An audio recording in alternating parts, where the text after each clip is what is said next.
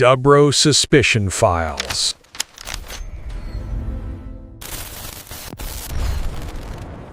우리나라 곳곳의 산이나 오래된 무덤에서 가끔 정체 모를 쇳말뚝이 발견되곤 하는데요.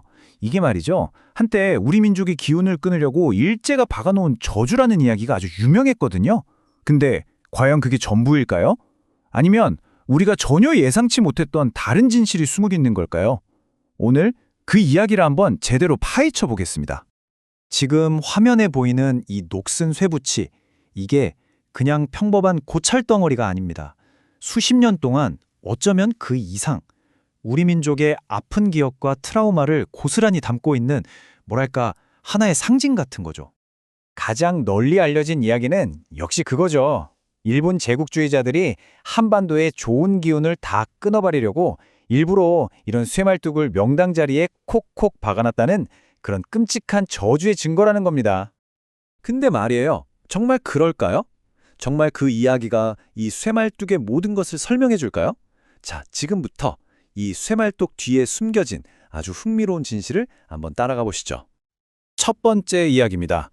그럼 도대체 이 쇠말뚝의 저주라는 게 뭔지, 그리고 왜 이렇게 많은 사람들이 이걸 진짜라고 믿게 됐는지 그 배경부터 한번 짚어보겠습니다. 이야기의 핵심은 아주 간단해요. 여기 보시는 것처럼 일본 제국주의자들이 한국 땅 곳곳에 쇠말뚝을 박았다는 거예요. 왜? 땅의 영적인 기운, 우리가 흔히 정기라고 부르는 그걸 끊어버리려고요. 그렇게 해서 위대한 인물이 태어나는 걸 막으려 했다는 거죠. 이걸 우리가 일제 풍수 침략설이라고 부릅니다. 그냥 사람들 사이에서 떠도는 이야기 같죠? 그런데 이게 1995년이 되면요, 놀랍게도 국가적인 차원의 이야기가 됩니다. 당시 김영삼 정부에서 역사 바로 세우기라는 걸 했잖아요. 바로 그 일환으로 이 쇠말뚝 뽑기를 완전 애국적인 국가 사업으로 선포한 겁니다. 심지어 군부대 지뢰 탐지기까지 동원해서 전국에 있는 산에 진짜 샅샅이 뒤졌다고 해요. 대단하죠? 자, 그런데 말이죠. 이렇게 온 나라가 믿어 의심치 않던 이 이야기에 금이 가기 시작하는 아주 이상하고 기묘한 사건이 하나 터집니다. 여기 한번 보세요. 왼쪽은 우리가 알던 그 전설, 신성한 산 꼭대기에서 발견되는 쇠말뚝이죠.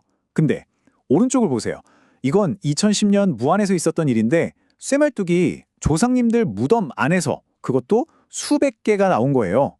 이건 뭔가 좀 이상하죠? 바로 이 사건 때문에 사람들이 이게 아닌가? 하고 생각하기 시작한 겁니다. 무안에서의 발견은 정말 충격적이었어요. 산이 아니라 마을 공동묘지에서, 그것도 관 속 유골 옆에서, 심지어 어떤 건 두개골에 박힌 채로 발견됐으니까요. 좁은 구역에 수백 개가 빽빽하게요. 이걸 제국주의 군인들이 했다고 보기엔 너무나 개인적이고 좀 섬뜩한 느낌이 들지 않나요? 자, 그럼 여기서 질문이 생기는 거죠. 이게 만약 제국의 저주가 아니라면 도대체 뭘까요?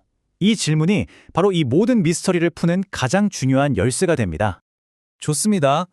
그럼 이제부터 이 단단했던 민족 신화가 어떻게 하나씩 무너져 내리는지 그 과정을 한번 추적해 보겠습니다.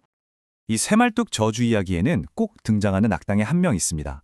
바로 말레이의 호랑이라고 불렸던 일본 장군 야마시타 토모유키. 이 사람이 이 모든 일의 배후라고 딱 지목이 됐었거든요. 그런데 말이죠. 이 사람의 군 복무 기록을 한번 쭉 살펴보니까 완벽한 알리바이가 나와요. 여기 타임라인을 보시면 1930년대엔 만주, 40년대 초엔 싱가포르랑 말레이, 그 다음엔 필리핀. 결론적으로 이 사람은 한국 땅을 밟아본 적도 주둔한 적도 없는 거예요. 애초에 말이 안 되는 거죠. 아니 그럼 산꼭대기에서 나온 그 수많은 쇠말뚝들은 다 뭐냐고요? 저주가 아니면 뭐냐? 정답은 바로 과학이었습니다. 삼각점이라고 들어보셨나요? 1910년대에 정확한 지도를 만들려고 설치했던 일종의 측량 기준점이에요. 시야가 탁 트인 산꼭대기에 설치하는 게 기본이고요. 그러니까 이건 저주의 도구가 아니라 근대 과학의 도구였던 거죠. 자, 이걸로 산 정상의 쇠말뚝 미스터리는 풀렸네요. 그쵸? 하지만 여전히 풀리지 않는 게 있어요. 바로 무안의 무덤 속에서 나온 그 수백 개의 쇠말뚝들. 이건 측량점일 리가 없잖아요? 이 마지막 퍼즐 조각을 맞추려면 우리는 일제강점기라는 근대사에서 잠시 눈을 돌려야 합니다. 훨씬 더 깊은 곳으로, 아주 오래된 우리의 믿음 속으로 들어가 봐야 했어요. 바로 염승이라는 개념입니다. 좀 어려운 말이죠. 이건 아주 오래된 한국의 샤머니즘 의식인데요. 칼이나 쇠말뚝 같은 뾰족한 걸로 나쁜 귀신이나 원한 맺힌 영혼이 살아있는 사람들을 해코지하지 못하도록 억누르는 주술행위예요. 그러니까 무안의 무덤 속 쇠말뚝은 제국의 저주가 아니라 오히려 죽은 사람의 영혼을 달래고 산 사람을 지키려 했던 우리 고유의 민속 신앙의 흔적이었던 겁니다. 자, 그럼 이제 흩어져 있던 조각들을 다 모아서 이 쇠말뚝의 전체 그림을 한번 완성해 볼까요? 결론적으로 이 쇠말뚝은 하나의 얼굴만 가진 게 아니었어요. 보시는 것처럼 세 개의 다른 얼굴을 가지고 있었던 거죠. 첫째, 정확한 지도를 만들기 위한 과학의 도구. 둘째, 레스틀레스 스피리트를 달래기 위한 민속신앙의 부적. 그리고 마지막으로 식민지 시대의 아픔을 치유하려는 우리 민족 신화의 상징.